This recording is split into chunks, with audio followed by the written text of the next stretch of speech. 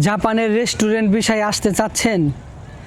Salary কত, কোথায় পরীক্ষা দিতে হবে, কি কি প্রসেস আছে আপনারা জানতেছেন না, এবং বাংলাদেশ থেকে আসা যায় কিনা, এবং জাপানে এই কাজ এখন বন্ধ আছে কিনা, আজকে আপনাদের মাঝে সঠিক এবং বাস্তবসম্মত যে বিষয়গুলো আছে আপনাদের খুব প্রয়োজনীয়, যেহেতু জাপানে আসতে চাচ্ছেন আপনারা রেস্টুরেন্ট বিষয়তে, তো সেই বিষয়টা আপনাদের জানতে হবে। আজকে আমি আছি সুমন, জাপান থেকে 8 বছরের অভিজ্ঞতা নিয়ে, একদম রিয়েল এক্সপিরিয়েন্স নিয়ে আপনাদেরকে একদম সহজভাবে বলার চেষ্টা করব।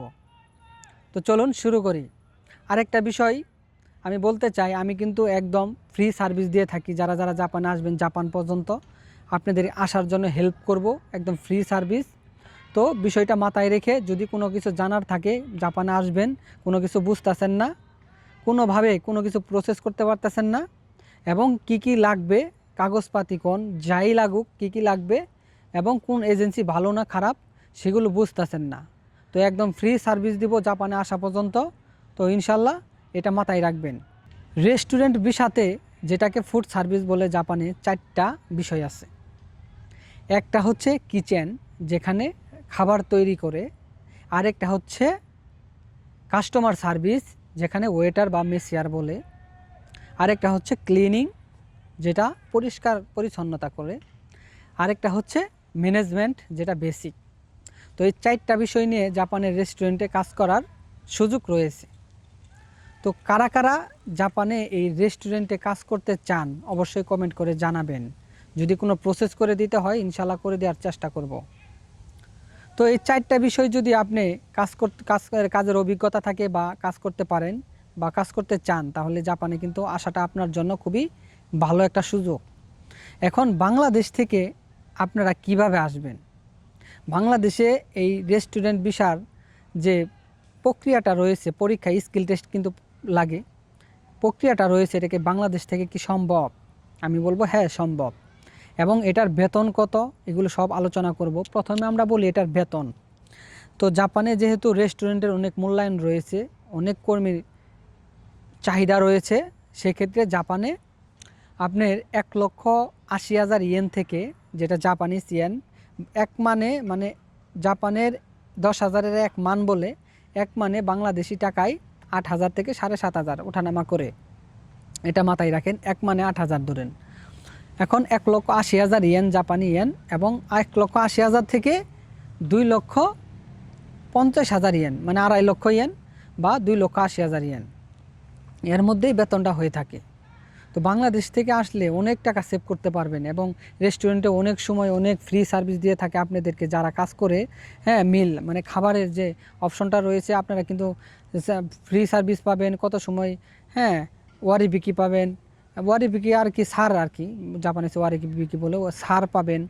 তো সে বিষয়টা আপনারা মাথায় রাখবেন, কিন্তু অল্প টাকায় আপনি কি সেই কাজ মানে জীবনযাপন করতে পারবেন। রাখবেন স্যালারি খুবই হাই, এবং যদি এটা ওভার টাইম হয় খুবই ভালো স্যালারি পাবেন। ওভার টাইম হলে কিছু সময় কিছু রেস্টুরেন্টের নাইট ডিউটি থাকে, তখন আরও বেশি স্যালারি পাওয়া যায়।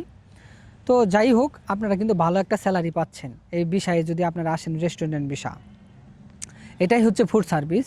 তারপরে বলি আমি যে এই কাজটা বাংলাদেশ থেকে কি আসা যাবে এই কাজে?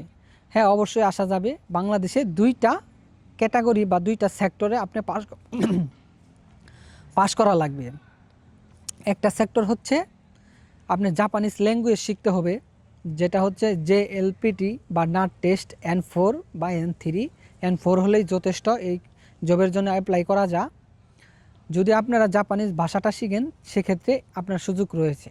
আরেকটা বিষয় হচ্ছে যে আপনি এই রেস্টুরেন্ট বিষয়তে যা আসবেন ফুড সার্ভিসে, আপনার কিন্তু এই রেস্টুরেন্টের একটা স্কিল টেস্ট পরীক্ষা আছে। সেই স্কিল টেস্ট পরীক্ষায় কিন্তু আপনার পাস করতে হবে। এখন কথা হলো, এটা কোথায় দিবেন স্কিল টেস্টটা? এটা বাংলাদেশে কি আছে নাকি নাই, নাকি অন্য দেশে? হ্যাঁ, এটা বাংলাদেশে নাই, কিন্তু বাংলাদেশ থেকে সম্ভব। কারণ এটা হচ্ছে জাপান পরীক্ষা দেওয়া যায়, কম্বোডিয়া পরীক্ষা দেওয়া যায়, এবং ফিলিপিন পরীক্ষা দেওয়া যায়। আপনারা ইতিমধ্যেই জানেন যে বাংলাদেশ থেকে অটোমোবাইলে অনেক মানুষ যে ফিলিপিন যায় ট্যুরিস্ট ভিসাতে গিয়ে পরীক্ষা দিয়ে আসে। তো আপনারাও কিন্তু যাদের টাকা পয়সা আছে মোটামুটি, তারা ফিলিপিন গিয়ে ট্যুরিস্ট ভিসাতে গিয়ে সেখান থেকে পরীক্ষা দিতে পারেন রেস্টুরেন্ট ভিসার জন্য। এবং যাদের টাকা পয়সা কম তারা অন্য সুযোগ ব্যবহার করবেন, তাদের জন্য ভিডিও আছে, আপনারা আমার চ্যানেলে গিয়ে দেখতে পারেন। তো এখন বিষয় হলো, আপনারা যদি, যেহেতু বাংলাদেশে পরীক্ষা নাই, ফিলিপিন যায় দিতে হবে, যদি ফিলিপিন যায় দিতে পারেন তাহলে খুবই ভালো। অনলাইনে বাংলাদেশ থেকে আবেদন করে যাবেন, ফিলিপিন যায় পরীক্ষা দিবেন। এই দুইটা যদি পাস থাকে তাহলে আপনি কিন্তু জবের জন্য অ্যাপ্লাই করতে পারেন জাপানে। এখন জাপানে এই জবটা মানে রেস্টুরেন্ট ভিসাটা এখন কর্মী নিবে না ওপেন আছে সেক্টরটা নাকি বন্ধ আছে, এটা কিন্তু অনেকে কৌতূহল রয়েছে। তো এই বিষয়টা এখন বর্তমানে জাপানে 2026 সালে 53,000 কর্মী নেওয়ার কথা শুধু রেস্টুরেন্ট ফুড সার্ভিসে। অলরেডি ফ্লাপ হয়ে গেছে, প্রায় ফ্লাপ হয়ে গেছে। এজন্য অনেকে অ্যাপ্লাই করে রাখছে, বন্ধ রাখছে। এখন বাংলাদেশ থেকে আসতে পারতেছেন না, বন্ধ রাখছে। পরীক্ষায় স্কিল টেস্ট পাস করে রাখেন।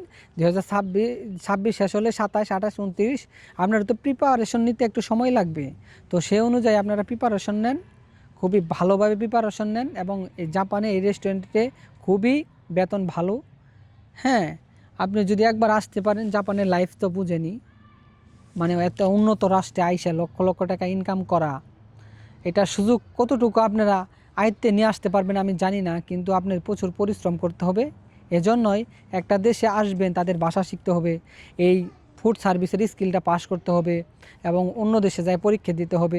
একটু প্যারা আছে, তো এই প্যারা যদি আপনি সহ্য করতে পারেন তাহলে এই ফুড সার্ভিসে আপনি জাপানে খুব স্বাভাবিকভাবে 2027 সালে জয়েন করতে পারেন বা আসতে পারবেন।